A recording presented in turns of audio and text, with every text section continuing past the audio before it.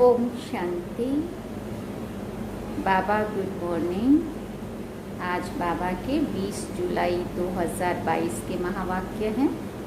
बाबा ने सार में कहा, मीठे बच्चे, तुम रूहानी सेना हो। तुम्हारे बिगड़ रावण से सारे विश्व की रक्षा कोई कर नहीं सकता। इसी शुद्ध नशे में रहना है। बाबा ने प्रश्न पूछा, बाप दादा किन बच्चों की बलिहारी का गायन करते हैं? तो बाबा ने उत्तर में कहा, बाबा कहते बलिहारी उन बांधेली बच्चियों की है जो मार खाते भी शिव बाबा को याद करती हैं। मार खाने से और ही नष्टो मोहा बन जाती, जिस कारण उनका पद और ही ऊंचा हो जाता है। बाप ऐसे बच्चों को धीरज देते हैं, बच्चे तुम अपने को आत्मा समझो, ये देह तुम्हारी नहीं है। तुम बाप के बन चुके हो तो अवस्था पक्की होती जाएगी। सच्चे दिल पर साहिब राजी होगा। हर गीत क्या सुना? तुम्हें पाके हमने जहां पा लिया। ओम शांति। बच्चे सामने बैठे हैं, जानते भी हैं हम सेना है। किसकी सेना है? किसकी सेना है? हम सभी राम की सेना दिखाते ना, बंदर जिन्होंने राम के साथ पुल बनाया और पार किया और लंका पर चढ़ाई की और रावण को मारा। तो वो कोई और नहीं, बाबा कहते राम की सेना, वो शिव बाबा की सेना। कौन है? तुम बच्चे। हम किसकी सेना है? शिव बाबा की, ईश्वर की। क्या कर रहे हो? हम रावण पर विजय पा रहे हैं। गोया इस सारी सृष्टि को रावण राज्य से छुड़ाए अपने राज्य की स्थापना कर रहे हैं। बैठे देखो कैसे साधारण रीति से हो, कोई हाथ पांव नहीं चलाते हो, परंतु हो बड़ी जबरदस्त सेना। तुम मददगार हो ईश्वर के। ईश्वर भी गुप्त है, तुम भी गुप्त हो। उनको शहंशाह भी कहते हैं। तुम्हारी युद्ध इतनी जबरदस्त और गुप्त है जो तुम विकारों पर जीत पाकर सारे विश्व पर जीत पा लेते हो। तुमको फील होगा जैसे वो सेना है वैसे हम भी रूहानी सेना है। समझते हो भारत का सारा मतदार इस सेना पर है। हम सेना ना होती तो दूसरे जीत पा लेते। उस सेना में तो कभी कभी राजाओं आदि को भी भगाए मिलिट्री का राज्य कर लेते हैं। मिलिट्री समझती है हमारे बिगड़ कोई देश की रक्षा कर नहीं सकता। तुमको भी शुद्ध अहंकार है, नशा है इस चीज का। हम ईश्वरीय सेना के बिगड़ रावण से कोई रक्षा कर नहीं सकता। अब वो मिलिट्री भी देखो और ये भी देखो, तुम जैसे हो वैसे हो। तुम्हारे पास कोई भी ड्रेस व हथियार पवार नहीं है। वो तो कितनी ड्रेस पहनते हैं, जैसे स्वांग बनाते हैं। होली पर भी स्वांग बनाते हैं ना। राम की भी सेना दिखाते, उनको मुंह बंदर का दे दिया है। वो तो सिर्फ गुड़ियों का खेल करते हैं। अब तुम बच्चे जानते हो हम रावण रूपी 5 विकारों की जेल से छुटकारा पा रहे हैं। एक तो रावण का जेल, फिर रावण की मत पर चलने वालों का जेल। भक्ति की भी जंजीरें, गुरुओं की भी जंजीरें, फिर पति की भी जंजीरें। रावण की मत पर तुम कितने दुखी होते हो, पुकारते हो, रावण हमको बहुत सताते हैं। ये तुम बच्चे जानते हो। जितना जितना हम योग में रहते उतना हमारी आत्मा दुख से छूटती है। अबलाओं पर अत्याचार बहुत होते हैं, बहुत मार खाती हैं। अबलाएं पुकारती है, अब हम क्या करें? बाप फिर तसल्ली देते हैं, धीरज देते हैं। ये तो समझाया है, तुम अपने को क्या समझो? आत्मा समझो। ये देह हमारी नहीं है, हम मर चुके हैं, बाप के बन चुके हैं और कोई उपाय नहीं है। हम तो शिव बाबा के हैं। जो सच्चे बच्चे होते हैं उनकी अवस्था पक्की रहती है, जरा भी विकार की तरफ ख्याल नहीं जाता है। ऐसे बच्चे पर अगर कोई जबरदस्ती जुल्म करते हैं तो उनका पाप नहीं चढ़ता है। पुकारती हैं बाबा हम तो आपके हैं। शरीर तो जैसे मुर्दा है, ऐसे निश्चय बुद्धि वाले जो हैं वो भी बड़ा ऊंच पद पा लेते हैं। अगर सच्ची दिल है तो ऐसे सच्चे दिल पर जरूर साहेब राजी होगा। यहाँ भी बच्चियाँ इतना याद नहीं करती जितना जो मार खाती हैं वो याद करती हैं। बाप के पास पुकार आती है, बंधन है, बाबा बंधन से छुड़ाओ। जो छूटे हुए बंधन मुक्त हैं वो भी इतना याद नहीं करते हैं जितना बांधेलियाँ याद करती हैं। शिव बाबा की याद से ही बेड़ा पार होता है। कोई कहते हैं बाबा हमको मुरली भी पढ़ने नहीं देते। पहले ज़माने में बहुत बंधन होता था। हाँ, छुपा छुपा के लोग बहनें माताएं मुरली ले जाती थी और अगर वो पकड़ी जाती थी तो वो ले लेते थे, फाड़ देते थे, बड़े अत्याचार उनके ऊपर करते थे। मुरली भी पढ़ने नहीं देते थे। बाथरूम में छुप छुप करके भी मुरली पढ़ते थे। स्नान करने के बहाने जाएंगे और वहाँ जाके मुरली पढ़ेंगे, क्योंकि बाहर तो वो लोग देख लेंगे तो वो पढ़ने नहीं देते थे। अरे तुम बाप को याद करती रहो। मुरली में भी रोज यही समझाया जाता है। मूल बात है याद का चार्ट रखो। हम बाबा को कितना समय याद करते हैं, ये मेहनत बहुतों से होती नहीं है। घड़ी घड़ी याद भूल जाती है। बांधेली बच्चियां तो मार खाते खाते और ही जास्ती याद करती हैं। बलिहारी उन आबलाओं की है जो मार खाते भी याद करती हैं। बाबा कहते हैं तुम अपने को आत्मा समझ बाबा को याद करती रहो। जितना जास्ती मारेंगे तुम और ही नष्टो मोहा होती जाएंगी। मार भी अच्छा पद बना लेती है। बाबा को भी ऐसी ऐसी बच्चियां याद पड़ती हैं। हाँ, कोई बहुत अच्छे महारथी भी हैं जो बहुतों की सर्विस करते हैं, योगी बनाते हैं। योग की बहुत महिमा है। तुमको तो सब पर तरस खाना है। तुम बच्चे गीता को रेफर करते हो। उन्हों की बुद्धि में सिर्फ ये है कि श्री कृष्ण भगवान ने राजयोग सिखाया। तुम कहते हो परमपिता परमात्मा ने राजयोग सिखाया। ये सिद्ध करने के लिए ही तुम पूछते हो परमपिता परमात्मा से तुम्हारा क्या संबंध है। पिता कहते हैं ना, पिता का ही फरमान है कि हमारे साथ योग लगाओ तो तुम्हारे विकर्म विनाश होंगे और कोई मनुष्य मात्र के साथ योग नहीं लगाना है। अगर सिखाने वाला ही मनुष्य होगा तो तुम्हारा कल्याण नहीं होगा। गीता में भी नाम देधारी का रख दिया है। अब हम कहते हैं हमको निराकार परमपिता परमात्मा योग सिखाते हैं। तुम कोई की निंदा नहीं करते हो, तुम तो बाप की महिमा करते हो। परंतु समझाने वाले बड़े तीखे और सियाने चाहिए, क्योंकि वहाँ बड़े बड़े विद्वान पंडित भी बहुत आते हैं। सन्यासियों की भी सेना है ना, सबके हेड्स आते हैं।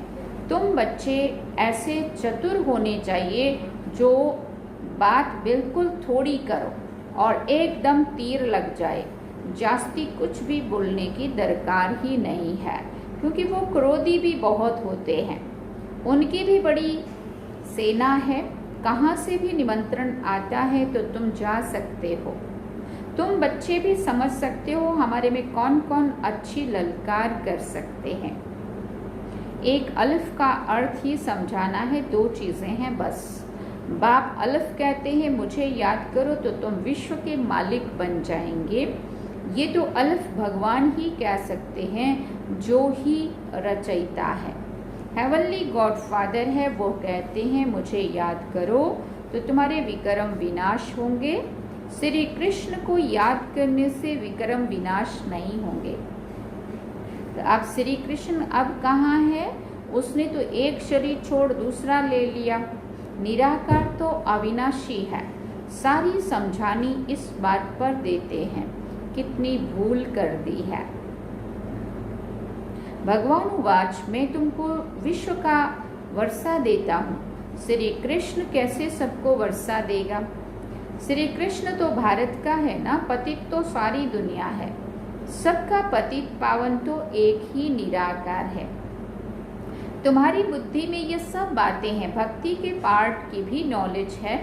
पहले पहले होती है शिव की पूजा। सोमनाथ का मंदिर बना हुआ है। इतना बड़ा सोमनाथ का मंदिर किसने बनाया? और कोई की ताकत नहीं है। जरूर उस समय इतना साहूकार थे जो ऐसे मंदिर बनाए। तुम बच्चों में अभी समझ है बरोबर हम कितने साहूकार थे।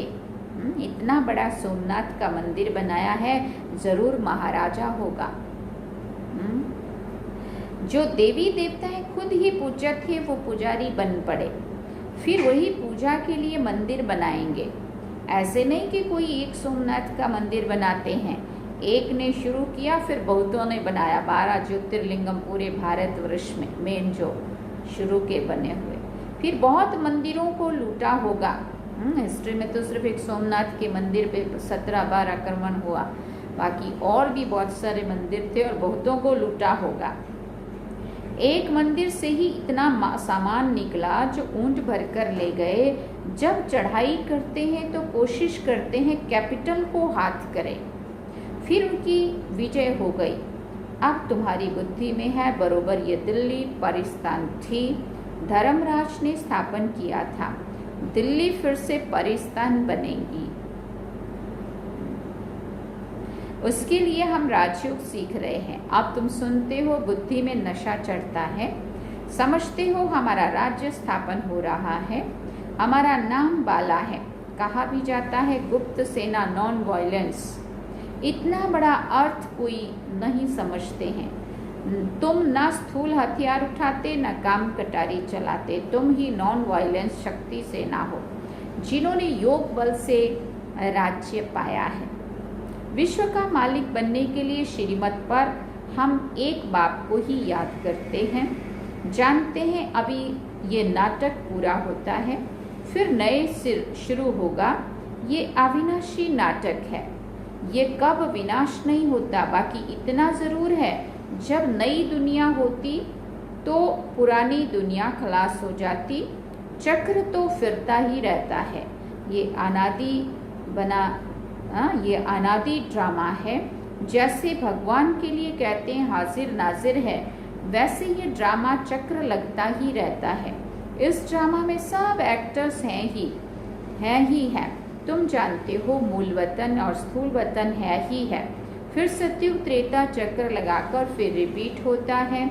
ये अविनाशी ड्रामा है। हम एक्टर्स भी ड्रामा में है ही है। शुरू से अंत तक सबका पार्ट है ही है। वो छोटा ड्रामा होता है जो पुराना हो जाता है, ये कभी पुराना नहीं होता है। ये अविनाशी ड्रामा कभी पुराना होता है क्या? नहीं। नए बाकी हम पार्ट में आते हैं, नए से पुराना हो, नए से पुराने हो, फिर पुराने से नए हो जाते हैं। तुम जानते हो बरोबर हम राजा रानी थे, अब रंक बने हैं। रंक से फिर राव बनते हैं। रंक माना फकीर। बाप आकर सबको राह बताते हैं। तुमको बहुत नशा होना चाहिए।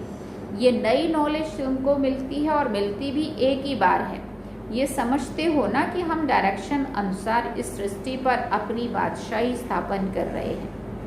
बाप कहते हैं मुझे याद करो और बादशाही को याद करो। बाकी हम ये सितम तो होंगे ही। सितम भी कर्म भोग है। स्त्री पुरुष स्त्री को मारता है, ऐसे ही कोई मार सकता है क्या?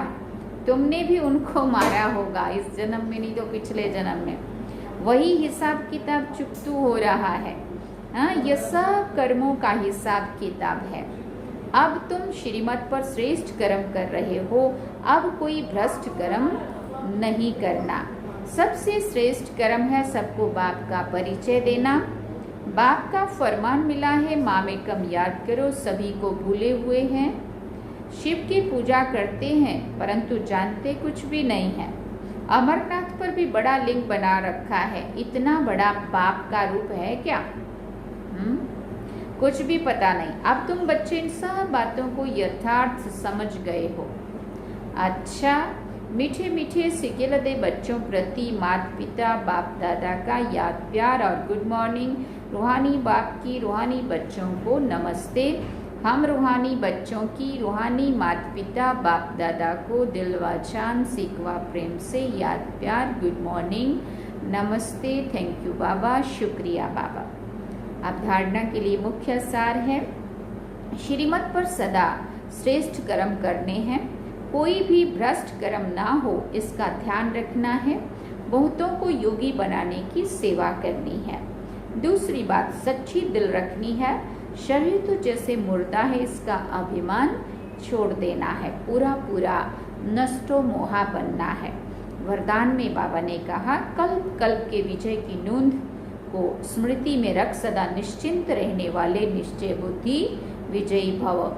निश्चय बुद्धि बच्चे व्यवहार व परमार्थ के हर कर्म में सदा विजय की अनुभूति करते हैं। भले कैसा भी साधारण कर्म हो, लेकिन उन्हें विजय का अधिकार अवश्य प्राप्त होता है। वो कोई भी कार्य में स्वयं से दिल शिकस्त नहीं होते, क्योंकि निश्चय है कि कल्प कल्प के हम विजयी हैं। जिसका मददगार स्वयं भगवान है, उसकी विजय नहीं होगी तो किसकी होगी? इस भावी को कोई टाल नहीं सकता। ये निश्चय और नशा निश्चिंत बना देता है। स्लोगन में बाबा ने कहा, सदा खुशी की खुराक द्वारा तंदुरुस्त खुशी के खजाने से संपन्न खुशनुमा बनो। ओम शांति। मातेश्वरी जी के अनमोल महावाक्य भी हैं, थोड़े से वो भी सुनेंगे। मम्मा कहती है, हम कहते हैं कल्प 5000 वर्ष का है और ये कल्प हर कल्प हूबहू रिपीट होता है। इस पर बहुत मनुष्यों का प्रश्न है, कल्प इतना बड़ा है वो फिर 5000 वर्ष का कैसे हो सकता है? कल्प तो लाखों वर्ष का होता है। जब ऐसी चीज निकली हुई है जिससे मालूम पड़ता है, फिर मनुष्य कैसे मानेंगे कि कल्प 5000 वर्ष का है? अगर कोई कहे कि हिस्ट्री लाखों वर्ष की बनी हुई है, तो उन्हें समझाओ कि लाखों वर्ष की हिस्ट्रियां कैसे रह सकती हैं। ये जो कल्प के अंदर इतनी उथल पाथल होती है, इतना विनाश होता है, जिससे सारी बादशाही ही विनाश हो जाती है, तो तुम्हारी वो हिस्ट्री साबित कैसे रहेगी? फिर एक्यूरेट हिस्ट्री का पता कैसे पड़ेगा? तो ये बात सिद्ध नहीं होती। अब अपने को तो स्वयं वर्ड ऑलमाइटी अथॉरिटी परमात्मा एक्यूरेट सुनाता है और साथ साथ हमें दिव्य दृष्टि द्वारा साक्षात्कार भी कराता है। तो क्या हम उस पर विश्वास नहीं करेंगे? मम्मा कह रही है, अवश्य भले कोई साक्षात्कार पर निश्चय ना भी करे, परंतु स्वयं परमात्मा हमें सन्मुख सुना रहे हैं।